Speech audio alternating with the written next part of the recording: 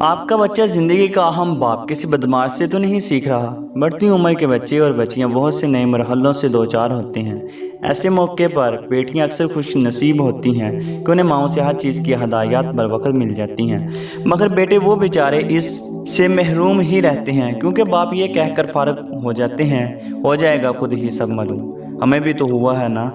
تو جن کو خود معلوم ہوتا ہے ان کا حال ویسا ہی ہوتا ہے جو ڈاکٹر صاحب ویڈیو میں بتا رہے ہوتے ہیں۔ وہ عورت کو ہر عمر ہر جگہ صرف آبجیکٹ کے طور پر ہی لیتے ہیں۔ ان کی نگاہ میں بیٹی کی عمر کی بچی دیکھ کر اپنی بیٹی نظر نہیں آتی، اس کی نگاہیں جھکتی نہیں بلکہ ان کی نگاہیں گندی ہی رہتی ہیں۔ کچھ عمر رسیدہ خاتون کو دیکھ کر بہن یاد نہیں آتی، کیونکہ انہوں نے یہ سیکھا ہی نہیں ہوتا۔ تو ایسے میں ماؤں کو کیا کرنا چاہیے؟ کیا وہ بھی اس کو حیا اور شرم کی اوڑھنی ڈال کر اگلی نسل کو بھی ایسا کرنے اور ایسا بننے کے لیے چھوڑ دیں؟ ہرگز نہیں۔ مائیں جہاں اور بہت سے فرائض سر انجام دے رہی ہیں، وہاں یہ کام تو ان کو لازمی کرنا ہوگا۔ تو سوال یہ ہے کہ وہ کیسے کیا جائے؟ تو ویڈیو دیکھیے، آپ کو بہت کچھ جاننے کو ملے گا۔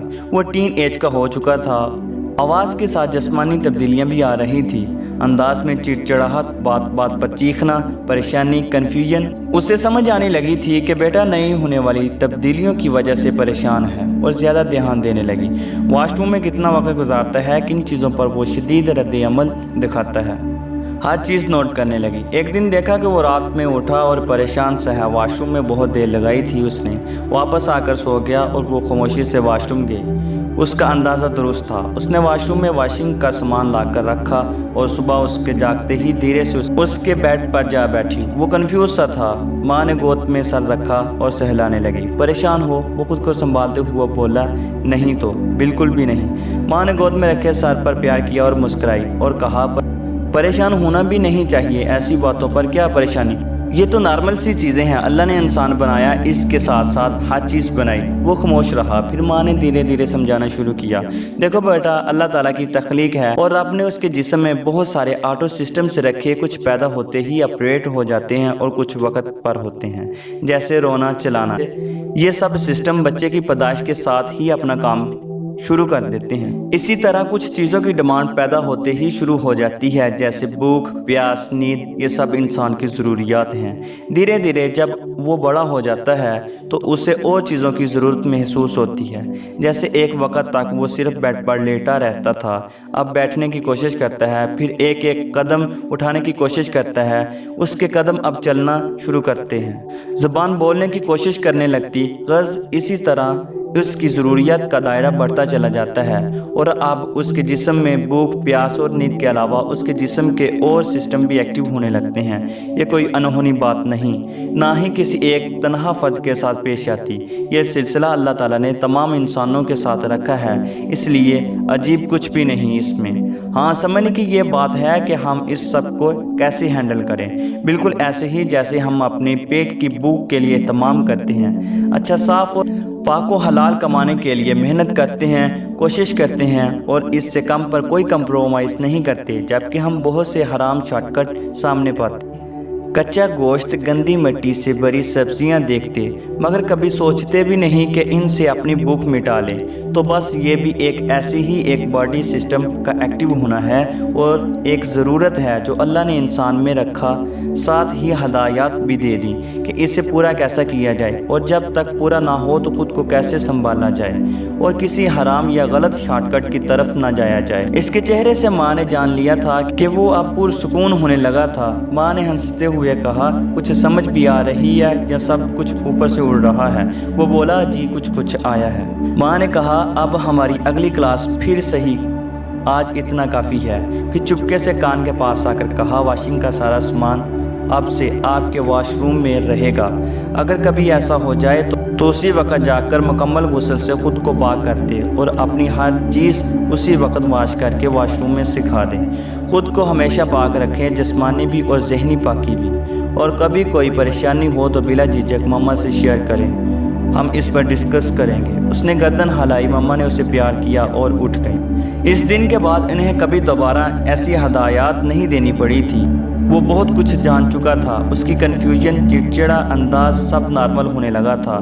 کچھ ہی دن ہوئے تھے کہ وہ سب کزنز اکٹھے ہوئے اور وہ اپنی ہم عمر کزن کے ساتھ کاندھے پر ہاتھ رکھے بیٹھا تھا۔ ماما نے اسے پانی لینے بھیجا اور خود اس جگہ پر بیٹھ گئی۔ رات ہوئی، سب سونے چلے گئے تو ماما اس کے پاس آئی اور کہا آج ہماری اگلی کلاس ہو جائے گی۔ وہ مسکرایا اور بولا اب کون سی کلاس ہے؟ ماما بولی رشتے اور ان کی حدود۔ اللہ تعالیٰ نے الگ الگ رشتے بنائے اور ان کے الگ الگ تقاضے اور حدود رکھی۔ جیسے آپ کے بابا اور میں، ہم جب دونوں کزن تھے تو ہمارا ایک دوسرے کے قریب بیٹھنا چھونا جائز نہیں تھا، مگر آج جب ہمارا نکاح ہو گیا تو دیکھیں ہم ایک روم شیئر کرتے ہیں۔ یہ ہے رشتے کی حدود اور تقاضے۔ اب کوئی اور کزن میرا ہاتھ نہیں پکڑ سکتے، قریب نہیں بیٹھ سکتے اور ان کے اور میرے رشتے میں حدود رہے گی۔ تو اسی طرح جب بچے بڑے ہونے لگیں تو ان کو اپنی حدود کا خود خیال رکھنا ہوتا ہے۔ کزنز بہنوں کی طرح ہوتی ہیں اور ان کی عزت اور ان کا خیال ان کے لیے دل میں خیالات بہنوں جیسے ہی ہونے چاہیے، الا یہ کہ جب تک آپ کا کوئی رشتہ بدل نہ جائے۔ وہ گردن ہلاتے ہوئے مسکرایا، گویا اس کی کلاس کی وجہ سمجھ آ گئی تھی۔ اس دن بھائیوں کا جھگڑا ہوا دسترخوان پر۔ مما اس نے ہر ڈش کو جھوٹا کر دیا، ہر ایک میں سے نکال کر کھایا ہے۔ میں اب کچھ نہیں کھاؤں گا۔ وہ سخت خفا تھا۔ ماما نے بھی چھوٹے بھائی کو سخت ڈانٹا اور سختی سے منع کیا کہ آئندہ ایسی کوئی حرکت نہیں۔ شام ہوئی تو ماما اس کے پاس آئی اور کہا آپ کو کیوں برا لگا کہ ہر ڈش میں سے بھائی نے ہاتھ ڈال کر کھانا کھانا شروع کیا؟ ماما دیکھے نا کتنی گندی حرکت ہے، اپنی پلیٹ میں لے کر کھائے نا، سب کا کھانا گندا کر دیا، ایسے تو دل خراب ہو جاتا ہے نا۔ ماما نے کہا بالکل ٹھیک کہا آپ نے۔ آپ کو پتہ ہے کہ اللہ تعالیٰ نے بھی ہمیں ہر چیز کا یہی حکم دیا ہے کہ صرف اپنے حصے کی چیزیں، رشتے اور تعلق تک رہو، کبھی کسی دوسرے کے حصے کو خراب کرنے کی کوشش بھی نہ کرنا۔ ماما بولی اللہ تعالیٰ نے جب انسان کی تخلیق کی تو اس کے حسب نسب کا ایک سلسلہ چلایا اور اللہ اسے مکمل پاک رکھنا چاہتا ہے بغیر کسی ملاوٹ کے، اسی لیے اسے ہر حرام رشتے اور تعلق سے روک دیا۔ اس پر لازم کر دیا کہ اپنی نسل کو ملاوٹ سے پاک رکھے اور اپنے رشتوں سے وفا کرے اور دوسروں کے رشتوں کو گندا نہ کرے۔ آپ خود دیکھیں نا، آپ اپنی کھانے کی ڈش کو گندا کرنا برداشت نہیں کر سکتے تو اللہ دوسروں کے رشتے کیسے گندے کرنا برداشت کر سکتا ہے؟ کسی کی بہن کو غلط نگاہ سے دیکھنا، کسی بیٹی پر آواز کس دینا، یہ سب بہت بڑی گندگی ہے، اس سے بچ کر رہنا ہمیشہ۔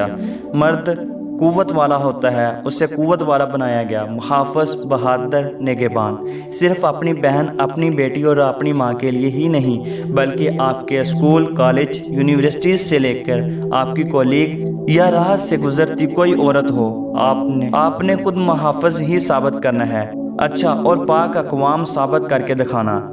اسے اب ساری بات سمجھ آ گئی تھی۔ ایسے ہی بہت سے موقع پر اس کی کلاسز چلتی رہیں اور ماما شکر ادا کرتی رہی۔ انہوں نے اپنے بیٹے کو کسی بدماش سے کچھ سیکھنے کے لیے نہیں چھوڑ دیا تھا اور وہ رب سے دعا کرنا نہیں بولتی تھی وَجَعَلْنَا لِلْمُتَّقِينَ إِمَامًا۔ اگر ویڈیو اچھی لگے تو لائک کے بٹن کو پریس کر دے اور مزید اچھی اور سبق آموز اور جنرل نالج کی ویڈیوز کو دیکھنے کے لیے ہمارے چینل کو لازمی سبسکرائب کیجئے گا۔ تو ملتے ہیں نیکسٹ ویڈیو میں، تب تک کے لیے اللہ حافظ۔